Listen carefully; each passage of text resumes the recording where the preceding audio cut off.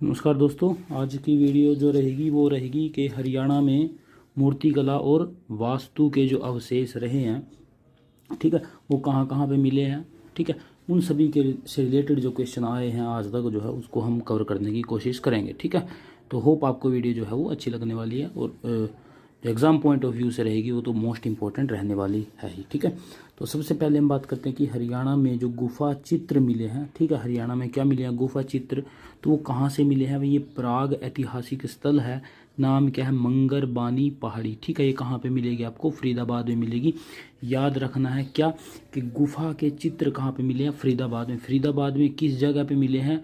उस जगह का नाम है मंगर बानी पहाड़ी। ठीक है, अच्छा, अब बात अगर हम कर लेते हैं कि इनका जो समय है, ये कितने समय पुराने जो है ये हो सकते हैं, तो ये बताया गया है कि 1 लाख वर्ष पुराने भी ये हो सकते हैं। ठीक है, मतलब बहुत ज़्यादा जो है वो पुराने समय के ये गुफा चित्र मिले हैं। कहाँ से? फरीदाबाद से।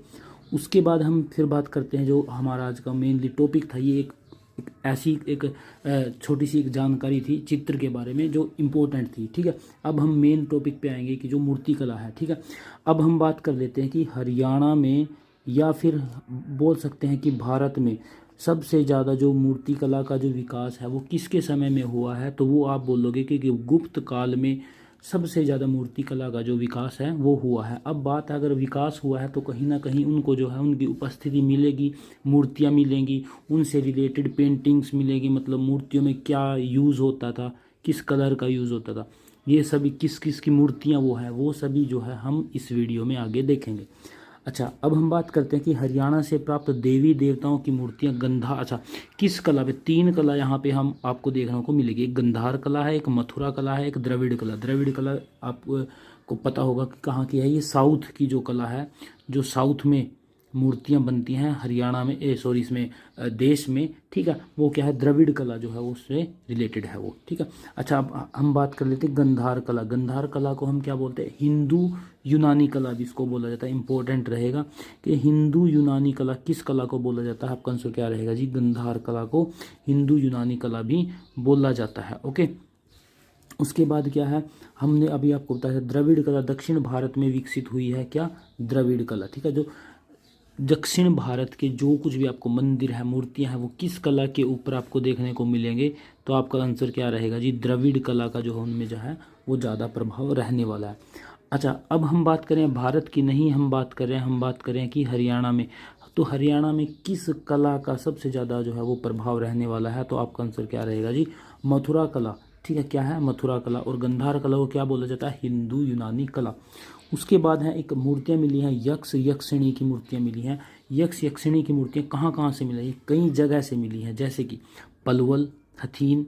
ठीक है, ये पलवल हथीन से जो मूर्तियाँ मिली हैं, इंपॉर्टेंट बात ये रहेगी इनमें कि ये लाल पत्थर से बनी हुई है। ये इंपॉर्टेंट बात याद रखनी है कि लाल पत्थर से बनी हुई मूर्तियाँ यक्ष यक्षिणी की कहाँ से प्राप्त हुई हैं? पलवल डिस्ट्रिक्ट से प्राप्त हुई हैं। हथीन से, हथीन भी कहाँ पे है? पलवल में ही है वो भी। ठीक है, तो इंपॉर्टेंट याद रहेगा कि यक्ष यक्षिणी की मूर्तियाँ जो लाल पत्थर से हैं वो पलवल साइड से जो आपको मिली हैं। अच्छा, तालाब और कुएं और पोखर, ठीक है, इनके किनारे जो है यक्ष यक्षिणी की मूर्तियाँ जो सर्वाधिक जो है वो मिली गई हैं। ठीक है, अब इनको एक स्पेसिफिक जगह भी बता दी गई है कि तालाब, कुओं और पोखरों के किनारे किसकी ज़्यादातर मूर्तियाँ मिली हैं? आपका आंसर रहेगा यक्ष यक्षिणी की। ठीक है, अच्छा, कैथल में हरियाणा पंजाब का जो बॉर्डर है वहाँ पर अरंतुक यक्ष की प्रतिमा मिली है। ठीक है, ये याद रखना है, अरंतुक यक्ष की प्रतिमा कहाँ पे मिली है? कैथल में मिली है। कहाँ पे? हरियाणा पंजाब के बॉर्डर पर। और ये अगर मैं इसकी बात कर ले कि किस काल की है, तो आपका आंसर क्या रहेगा जी? महाभारत कालीन जो है ये प्रतिमा इसको माना गया है, बताई गई है ये। उसके बाद है चरखी दादरी में भी मिली है। चरखी दादरी में जगह है रानीला, वहाँ पे आदिनाथ दिगंबर जैन मंदिर में यक्ष और यक्षिणी की मूर्ति मिली है। आपको याद रखना, आदिनाथ दिगंबर जैन मंदिर कहाँ पे है? चरखी दादरी में है। वहाँ पे क्या मिली है? यक्ष और यक्षिणी की मूर्तियाँ मिली हैं। उसके बाद फिर हम बात कर लेते हैं जी रेवाड़ी की। रेवाड़ी में जगह है बावल। ठीक है, उससे क्या मिला है? बावल में मिली है विष्णु की पंचम अवतार की मूर्ति मिली है, जो पीले बलुआ पत्थर की बनी हुई है। इसमें कई चीज़ें इंपॉर्टेंट है। क्या है? एक तो ये जो पत्थर है वो किस कलर का है जी? वो है पीले रंग का। ठीक है, तो आपका आंसर ये याद रहेगा कि जो विष्णु की पंचम अवतार की मूर्ति मिली है रेवाड़ी से, किस कलर की है? पीले पत्थर की है वो। अब रेवाड़ी से कौन सी मिली है, पंचम अवतार की। किसका अवतार है ये, विष्णु का अवतार है। तो इस तरीके से आपको हर तरीके से ये याद करने हैं, एक ही लाइन को 2-3 तरीके से तोड़ मरोड़ के जो है वो ये आप याद करोगे। सभी धर्मों की मूर्तियों का संग्रहालय कहाँ, ये इंपॉर्टेंट हो जाता है। ये बना है जी पानीपत में। इसको क्या बोला जाता है, आध्यात्मिक संग्रहालय इसको बोला गया है, आध्यात्मिक संग्रहालय। चलिए उसके बाद अब महात्मा बुद्ध की जो मूर्तियां हैं वो कहाँ से मिली हैं, ये मिली है जी रोहतक से। रोहतक में जगह है ब्राह्मणवास। क्या जगह है, ब्राह्मणवास है। 2 संपूर्ण मूर्तियां भी मिली हैं औरंगाबाद से, जो कहाँ पे है, भिवानी में है, ठीक है। पंचमुखी शिव की प्रतिमा मिली है कहाँ से, पेहवा से मिली है। पेहवा कहाँ पे है, कुरुक्षेत्र में है। याद रहेगा कि पेहवा से किसकी प्रतिमा मिली है, पंचमुखी शिव की। पेहवा से जो शिव की मुखी मिली है उसकी विशेषता क्या है कि वो पंचमुखी शिव की प्रतिमा है। उसके बाद आ जाता है जी क्वेश्चन यमुनानगर सूद से, जो कई बार मोस्ट इंपॉर्टेंट रहने वाला है। सूद जो गांव है इसमें क्या है, संगीतकार बैलगाड़ी पर बैठकर जा रहे हैं, ठीक है। तो उनकी ये प्रतिमा मिली है कहाँ से मिली है, सूद से मिली है, यमुनानगर से मिली है, याद रहेगा आपको। उसके बाद हम बात कर लेते हैं जी अग्रोहा हिसार से। अग्रोहा हिसार से हमको क्या मिला है, गुप्त काल की एक मूर्ति मिली है। किसकी मूर्ति है ये, सूर्य देव की मूर्ति है। कहाँ से मिली है, अग्रोहा से मिली है। कहाँ पे है, हिसार में है। उसके बाद है कि शेष सैया पर लेटे हुए भगवान विष्णु की भी मूर्ति मिली है। ये कहाँ से मिली है, ये सोनीपत से मिली है, ठीक है। भगवान विष्णु के बारे में पहले भी हमने जो है वो क्वेश्चन पढ़ा है, उसको भी आप याद रखोगे। जैन मूर्तियाँ कहाँ से मिली है, हांसीवोर रानीला से ये मिली हैं। उसके बाद आ जाता है कि कुषाण कालीन जो मूर्तियां हैं वो उनका जो मुख्य केंद्र है वो कहाँ पे रहा है, वो रहा है जी रोहतक में। तो ये मूर्तियों से रिलेटेड जो है क्वेश्चन थे, ठीक है। ये आपको 2-3 बार आपको याद करने पड़ेंगे तभी अच्छे से याद होंगे, ठीक है। उसके बाद हम बात कर लेते हैं जी वास्तु अवशेष के बारे में, ठीक है। कुछ अवशेष मिले हैं, किससे रिलेटेड है, कहाँ से मिले हैं, ये मोस्ट इंपॉर्टेंट हो जाता है जी।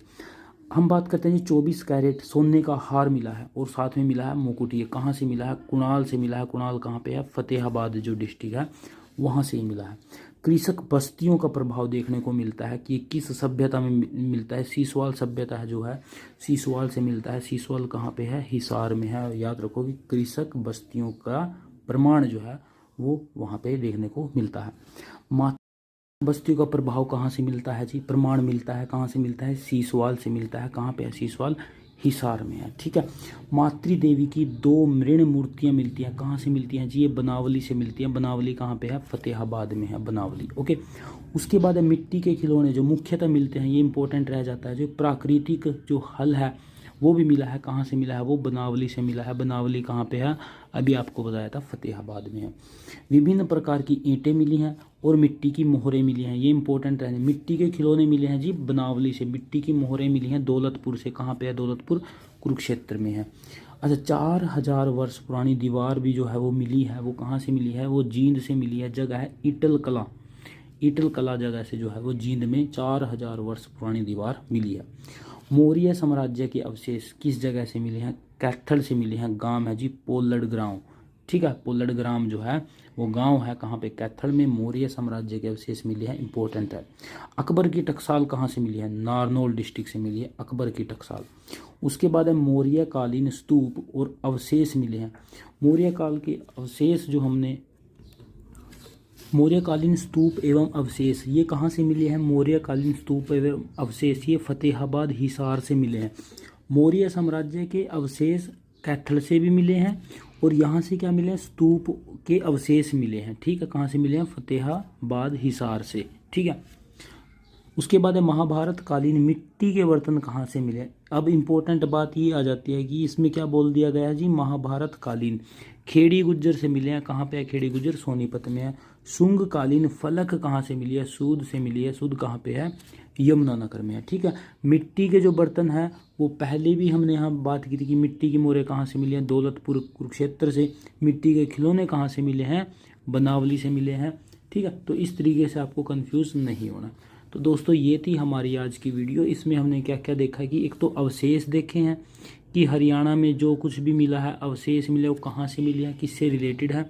और दूसरा हमने क्या देखा है, मूर्ति कला के बारे में देखा है कि मूर्ति कला जो भारत में इसमें हरियाणा में पाई गई है किस समय की है, किसकी है, किससे रिलेटेड है और किस टाइप के क्वेश्चन इसमें आ सकते हैं हमारे हरियाणा के एग्ज़ाम में। Okay, thank you.